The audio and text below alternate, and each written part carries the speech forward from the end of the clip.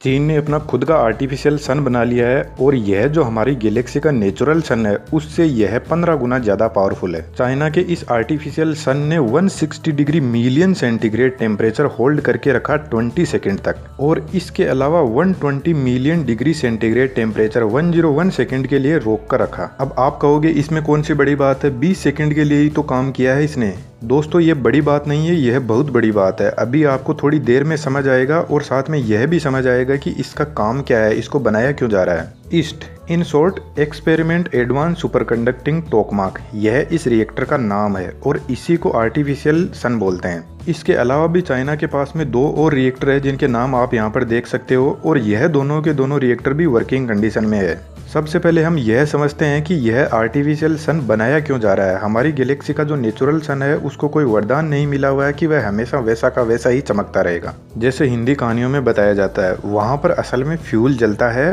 Hydrogen fuel, और यह hydrogen fuel nuclear fusion की प्रोसेस से जलता है जो पूरी हमारी गैलेक्सी में सिर्फ और सिर्फ सन के पास ही पॉसिबल है। न्यूक्लियर फ्यूजन की प्रोसेस को पूरा करने के लिए बहुत ज्यादा हाई टेम्परेचर की जरूरत पड़ती है, और हमारी धरती पर ऐसा कुछ भी नहीं है जिसके पास में इतना ज्यादा हाई टेम्परेचर हो। जो नेचुरल सन है उसकी जो आउटर शेल है उसका टेम्परेचर 15 मिलियन डिग्री सेंटीग्रेड यानी लगभग 1.5 करोड़ सेंटीग्रेड सन का बाहर का टेम्परेचर होता है, और यह सिर्फ और सिर्फ न्यूक्लियर फ्यूजन की प्रोसेस से ही संभव है। हर 1 सेकंड में सन पर लगभग 600 million ton hydrogen atom fuse होकर हीलियम एटम बनाते हैं। यदि सीधी भाषा में कहूँ तो 1 सेकंड में हमारा जो नेचुरल सन है उस पर 600 मिलियन टन फ्यूल जल जाता है, और जब यह हाइड्रोजन के एटम फ्यूज होते हैं और हीलियम में कन्वर्ट होते हैं तो इनके साथ में बहुत सारी एनर्जी निकलती है जिसका टेम्परेचर 1.5 करोड़ सेंटीग्रेड तक है। इसका मतलब है कि हमारा जो नेचुरल सन है वह हर सेकंड में अपने साइज को रिड्यूस करता जा रहा है, क्योंकि जब फ्यूल जलेगा तो ऑब्वियसली उसकी साइज तो छोटी होगी ही होगी। और यह जो आर्टिफिशियल सन है यह सेम टू सेम नेचुरल सन की फोटोकॉपी है। इसमें भी न्यूक्लियर फ्यूजन की सेम वही प्रोसेस होती है जो नेचुरल सन में होती है। अच्छा यार, एक बात बता दूं, यदि वीडियो आपको लास्ट तक अच्छा लगता है तो चैनल को सब्सक्राइब करके जरूर जाना।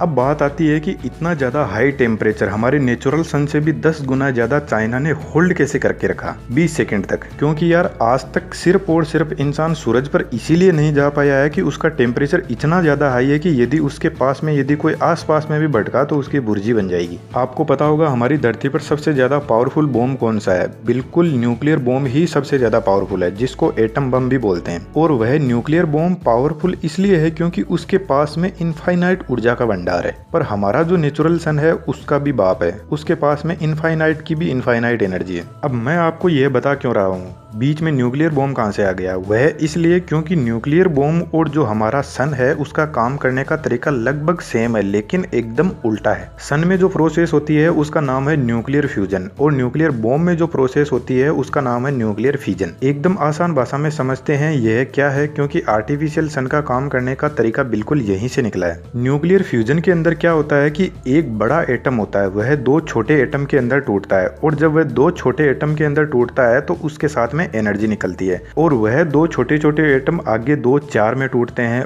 और जैसा कि आप यहाँ पर देख पा रहे हो यह एक लंबी चेन बनती जाएगी। न्यूक्लियर बॉम्ब के अंदर यह जो चेन होती है यह अनकंट्रोल्ड होती है, यानी चेन बहुत लंबी बनती जाएगी जिसका कोई एंड नहीं है। और यह हर एक एटम जब 2 एटम में टूटता है तो उससे बहुत ज्यादा एनर्जी निकलती है, और यह एटम थोरियम और यूरेनियम के होते हैं जिसके पास में बहुत ज्यादा एनर्जी होती है। तो इस एटम से निकलने वाली एनर्जी का इतना ज्यादा टेम्परेचर और प्रेशर बढ़ जाता है कि न्यूक्लियर बॉम्ब जहां पर गिराया जाता है उसके आसपास में इंसान तो क्या, मकान पेड़ पौधे वह भी नहीं बच पाते। और न्यूक्लियर फ्यूजन की इस अनकंट्रोल्ड चेन को न्यूक्लियर पावर प्लांट के अंदर ग्रेफाइट की रोड से इसको कंट्रोल कर लिया जाता है, और जो एटम से एनर्जी निकलती है उसे पानी गर्म करके बिजली बनाई जाती है। अब न्यूक्लियर फ्यूजन की जो प्रोसेस है वो सन में होती है, और यह सिर्फ और सिर्फ सन में ही होती है। इसके अंदर क्या होता है कि हाइड्रोजन के 2 एटम ड्यूटेरियम एंड ट्राइटियम जुड़कर एक बड़ा एटम बनाते हैं जो हीलियम एटम होता है, और जब यह आपस में जुड़ते हैं तो एक हीलियम एटम और एक न्यूट्रॉन और बहुत सारी एनर्जी निकलती है।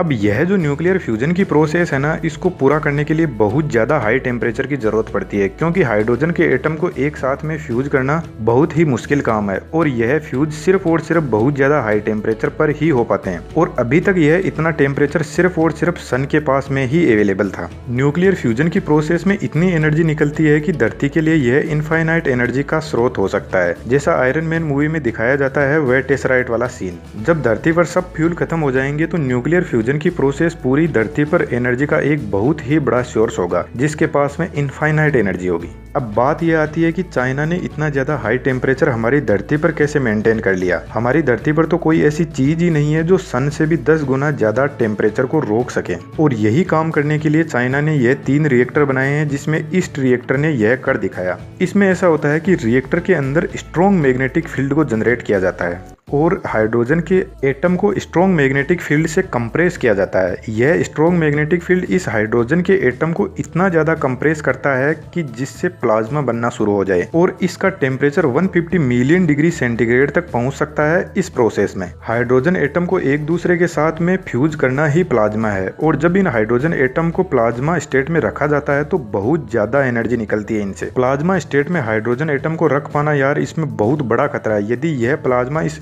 स्ट्रॉन्ग मैग्नेटिक फील्ड को तोड़कर बाहर आ जाता है तो इससे नुकसान उतना ही होगा जितना यदि अभी हमको सूरज की धरती पर बिठा कर आ जाए। अच्छा, यह जो न्यूक्लियर फ्यूजन की प्रोसेस है एक तरीके से हमारी धरती के लिए यह सुरक्षित है क्योंकि इसमें ना ही तो ग्रीन हाउस गैसेस इमिट होती है और जब हाइड्रोजन फ्यूल जलता है तो इसमें एटम की जो एनर्जी है वह वेस्ट नहीं होती है। तो क्या यह कहना सही है कि आर्टिफिशियल सन सेफ है हमारी धरती के लिए? जी बिल्कुल ऐसा भी नहीं है, यूवी रेडिएशन का खतरा तो बना ही रहेगा। अब यह जो हाइड्रोजन के दोनों एटम है ना, ड्यूटेरियम एंड ट्राइटियम, धरती पर अच्छी मात्रा में अवेलेबल है ओशियंस में, पर इतने दिन हमारे पास में यह टेक्नोलॉजी नहीं थी इसलिए हमारे लिए यह यूजलेस थे। दोस्तों, यह न्यूक्लियर फ्यूजन की टेक्नोलॉजी तब तक सही है जब तक इसका यूज हमारी अर्थ को सेव करने और सुरक्षित रखने में काम में लिया जाए। यदि इस टेक्नोलॉजी का इस्तेमाल करके चाइना या कोई भी देश इसे कोई हथियार बना लेगा तो वह बहुत ही ज्यादा खतरनाक होगा। आज के समय में यह आर्टिफिशियल सन चाइना ने बना लिया है और साउथ कोरिया ने भी इसका सक्सेसफुली एक्सपेरिमेंट कर लिया है, लेकिन अभी इसमें बहुत साल लगेंगे इस टेक्नोलॉजी को सही से डेवलप होने में क्योंकि अभी इसका टाइम बहुत कम है इतना ज्यादा हाई टेम्परेचर होल्ड करने का। लेकिन इसका एक फायदा यह भी है कि आने वाले समय में सूर्य को अच्छे से स्टडी कर पाएंगे और न्यूक्लियर फ्यूजन के सेक्टर में और इम्प्रूवमेंट कर पाएंगे। यहाँ पर मैं आपको एक फ्री एडवाइस देता हूँ और आप अपना ओपिनियन जरूर से कमेंट बॉक्स में बताना। यदि आपको यह लग रहा है कि फ्यूचर जो है हमारा ऑटोमोबाइल फील्ड में जैसी हमारे कारें हैं बैटरी वाली उनका ही होगा, मेरे हिसाब से यह बिल्कुल गलत है। हमारा जो फ्यूचर है वह हाइड्रोजन फ्यूल ही होगा, बैटरी हमारा फ्यूचर नहीं है क्योंकि बैटरी से बहुत ज्यादा पोल्यूशन क्रिएट होता है जब ये खराब हो जाती है।